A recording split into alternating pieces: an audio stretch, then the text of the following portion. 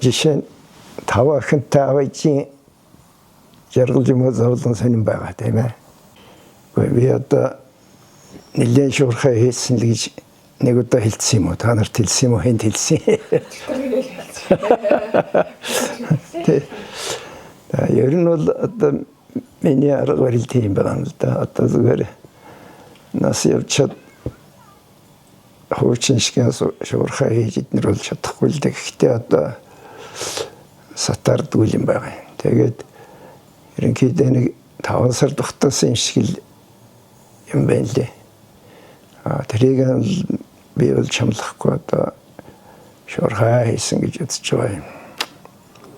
Хуучин бол би тэрнээс 2 дахин зузаан юмыг 5 сард хийдэг байлиг бол одоо суурч байна гэж бодох хэрэгтэй хүмүүс. Залуу таашид. Одоо тэр жишээл Достоевский эднэр гээл Карамазов эднэр гэдэг чи одоо 800 онтой юм байгаа шүү дээ. Тэгээд эднэрийн чинь бол одоо ямар ч байсан жил дамнуулахгүй. Би бол Английн уран зохиол ерөөсөө орчуулж байгаагүй. За одоо юу гэдгийг дэвэж одоо дэчтэйгээр ярих ном орчуулсан хүн шүү дээ. За ихэнх нь Оросын утга зохиол байдгийг. Уран зохиол талдаа. За тэгээд нийгэм улс төрийн бас 10 нэлийн гаруй юмнууд байлд. Тавчтай одоо Английн уран зохиол ерөөсөө орчуулж байгаа юм. Зүгээр эмэгтэй зохиолчийн гэвэл одоо гав ганцх юм байдаг юм байлгүй олохт бодож байгаа юм байна. Одоо бодох нь Белорусын Алексеевич гэж нэг эмэгтэй зохиолч байдгийг. Нобелийн шагнал авсан. Тэр хүний одоо Чернобылийн залбирал гэдэг нэг уран сайхны судалгааг юм байна. Хохирсон 100 гаруй хүнтэй уулзаж тэрнээс одоо материалыг олж авч тэрийг нэг талаас уран сайхны талаар боловсруулж нөгөө талаас үнэхээр одоо бодит юм бодит чигээр нь гаргасан. Хоёр дахь нь Жэйн Остен болсон. Одоо гурав дахь нь тэр Эмиль Бронте гэж.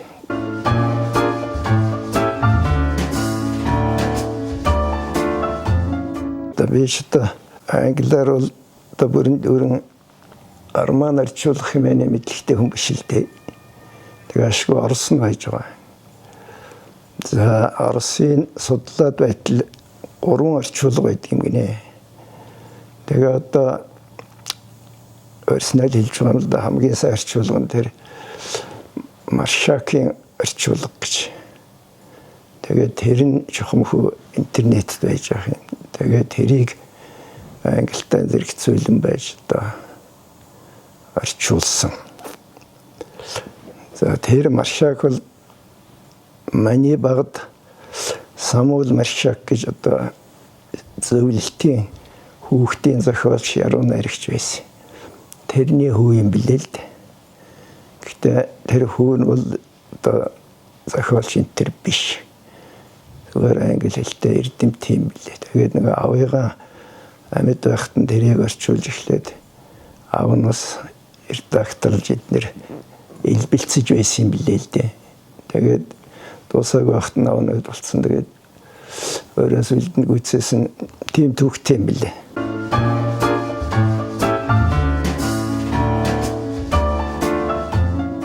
Ер нь бол одоо нэг 5 охинтой айлын тухай яриад байгаа шүү дээ. Тэгэхээр тэр 5 охины одоо дүрийг бол тэр эмэгтэй зохиолч учраас л одоо нарийн гаргасан байх л да. Шавэрэг байна. Нэг айлын хүүхэд ихтэй 5 янз. Тэгээ одоо 2-2-оор найзалдаг ч юм уу. Тэгэхээр тэр бол одоо эмэгтэй хүний нүдээр харж тэгж яаж байгаа байлгүй. Ер нь зүгээр тэдний одоо сэтгэл зүй хандж байгаа юу эднэрийг бол бодоход их л нарийн гаргасан юм шиг билээ. Зөвхөн бисгүй шин эрэгтэй шүүдэн ч гэсэн. Эрдээ одоо сэтгэл зүй армаа гэмээр юм байл. Тэгээ өнөөдрийн хүн ишхар чин тэр 200 жилийн өмнө би одоо англи судлаач биш. Английн одоо занарын шин заншил ёсыг эднэр мэдэхгүй л дээ. Техник чинь нөгөөдөл ч одоо хараад байсан чинь яд нарын өнөөдөр гаргаад байдаг занарын шин тэднэр ч 200 жилийн өмнө байсан одоо ч үгүй байгаа. Гэхэр тийм билээ.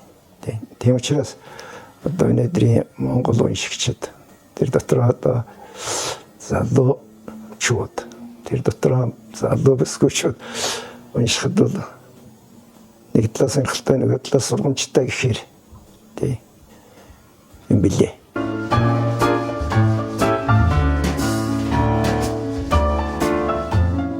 Жинхэнэ хайр сэтгэл гэдгийг чинь хажууд одоо тооцоогоор хүнтэй суух тийм ээ. Одоо хөрөнгө чинээтэй юм гэдэг юм уу?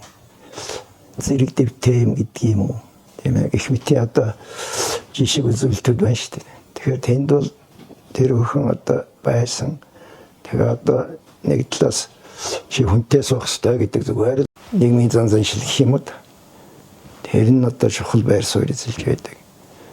Түүнээс одоо хайр сэтгэл алдарч жинхэнэ одоо ханийн жаргал идэх гэж эднэр гэдэг нь бол нөгөө нэг зүйл юм шиг. Тэдний яг зэрэгцүүл тавьсан одоо дөрвөн тохиолдол гэхээр дөрвөн гэрээлийн тухай гэж ярьж болохоор гаргасан байна л дээ. Бардам замтай нэг нөхөр Башир Санжаатай өсгөө хоёр л одоо хоёр энийг ихэндээ сайн ойлгохгүй элдв тухай юм болж хажууд завсрын одоо элдв ховж явж энэ ойлгохгүй байснаас үлдээ нэг мэдсэн чинь үнэхээр одоо бараг нэг хангуудлах гэж юм болсон одоо ирсэн мэдээд тэгээд жинхэнэ одоо сэтгэлийнхэн дуудлагаар гэрэлж байгаа тийм гол хоёр төр нь бол тийм. Тэгээ энэ ном дээрээс нэг одоо гэмд хүний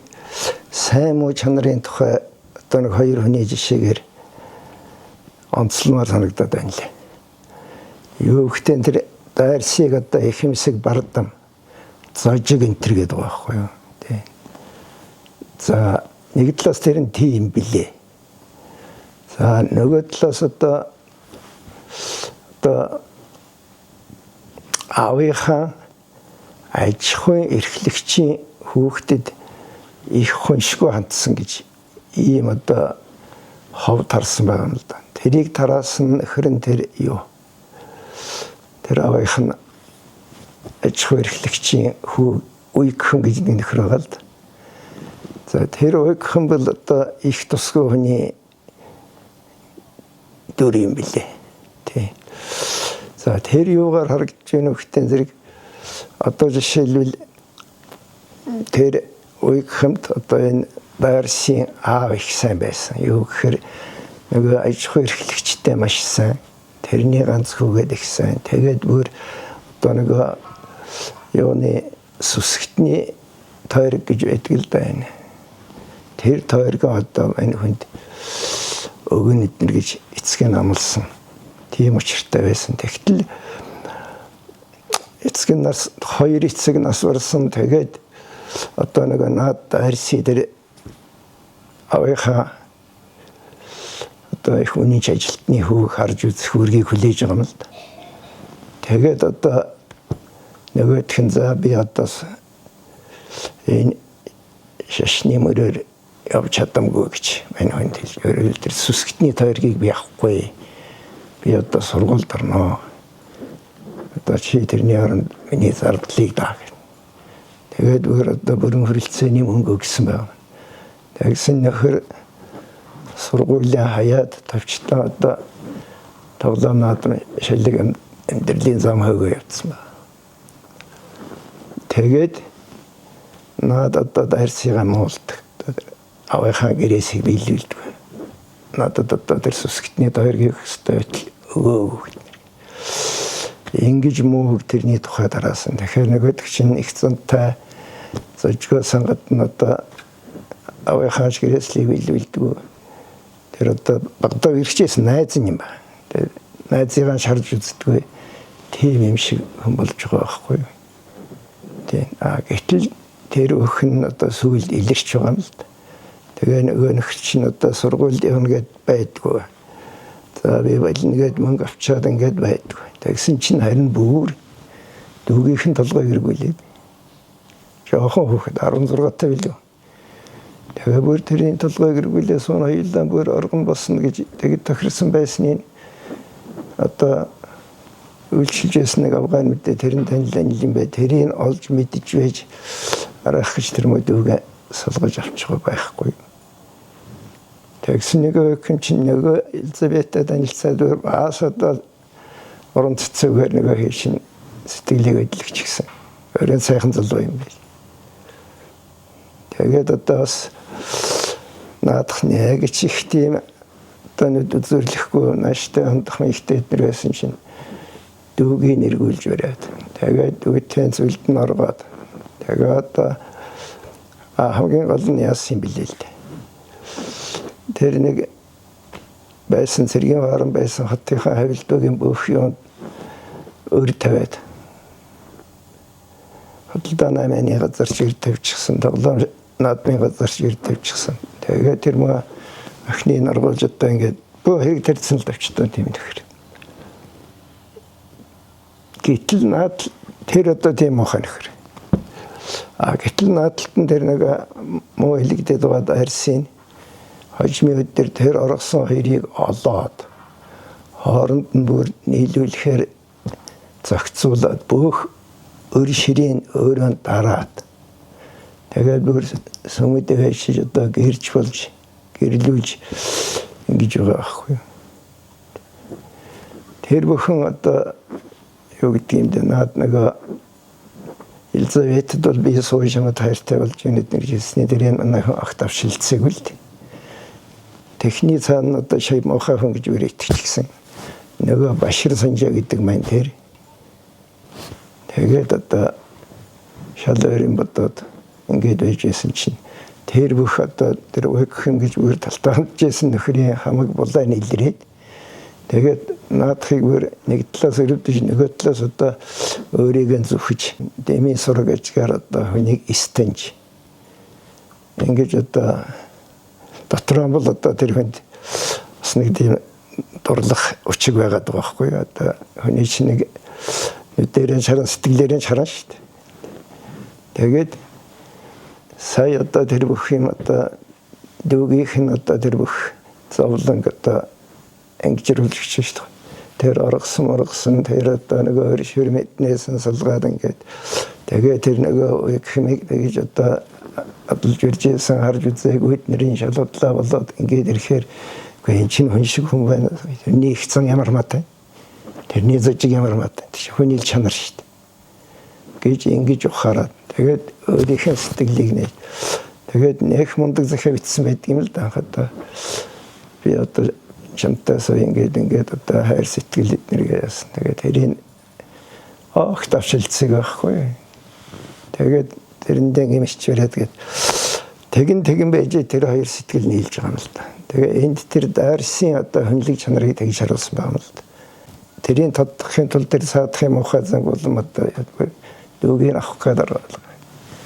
Нөгөө одоо хажим суух хүүхнийхэн дүүг тэгээд аваад аргуулаа тэгээд өөр тэр хүний хэрэг дээр барьцаанд авчих байхгүй. Чи битэрийг өөр ширнээс салгаж ингэж барь. Тэгвэл чи одоо эднэр гэж. Ийм одоо хоёр төр энэ бол одоо энэ өдөр шарваад байж байгаа хүмүүсийн нэх ховор биш зан чанар. Сантлын Баатрихч модлын Баатрих. Тийм ээ тэр утгаараа одоо нэг сонгодог өрн зохиол эднэр гэдгийн одоо сургамж өгөөж юуч байдгийн олон зуун жилээр одоо 200 гаруй жил гэдэг чи олон зуун жил гэж ярина үстэй. Ингэж ертөнцлж байгаа ном байна. Тэгээд бид тэр ярьжсэн тэр одоо аль нэг газраас дэлхийн одоо шилдэг 200 ном гэдгийн жагсаалт гаргахад одоо хоёрт нь нэг ütсэн байсан л гэсэн нэг газар үтсэн санагдаад байна. Тэгэхээр энэ бол тэр өрөндийнхний одоо үзэл яваар штэ. Дөнлөгээр штэ, тийм ээ. Тэгээд эдгээр чинь бол одоо ийм чиглэлийн утга зохиолыг өөрсдөө үүсгэсэн одоо эдгээр гэж үзэн бидтэй. Тэгээд тэнд бол юу сурталдах хэвээр хүнд ямар өгөөжтэй юм хэлэх хэвээр эдгээр гэдгээ одоо бүр 100 жилээр утга зохиол нэгдсэн тэрийг үнэлдэг тогтолцоотой тийм газрууд тэгж үнэлсэн байна лээ. Тэгэхээр энэ бол үнэхээр манайд ингээд арчуулаад үнэхээр энэ өдрийн уншигчд маань унших гэж байгаа эдгээр бол уншиж байгааг шилээс энэ ном маань гарцсан байгаа шүү дээ.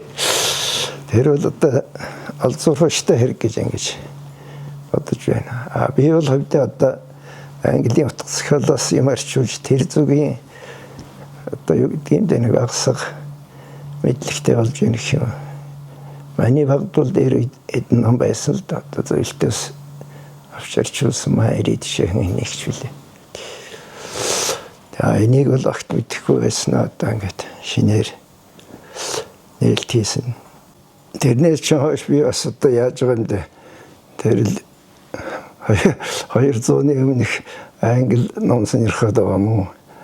Танахны л одоо хэлсэн саналын дагуу нэг Бронте гэдэг нэг эгчдүүр байсан билээ. Тэрний дунд өсгөх нэг арманыг л одоо хийж байна. Тэгээд тэрийг одоо нэг тийм солихшуурхтай газрын нэрээр нэрлсэн байна л да армана. Тэгээд одоо тэр англиар хэлээд байлтай ш. Би монголоор зөвлөлт нэрийг өгнө гэж бодож байгаа. Ерөн зүгээр тусгай нэрийг бол нэг орчуулдаг л дээ. Гэхдээ одоо тэр хүний тэр нэг газрын нэр бол орчуулахгүй бол ерөөсөө монгол хүнд юу ч хэлэхгүй нэг тийм үг байна л дээ. Тийм дээр сууж байна.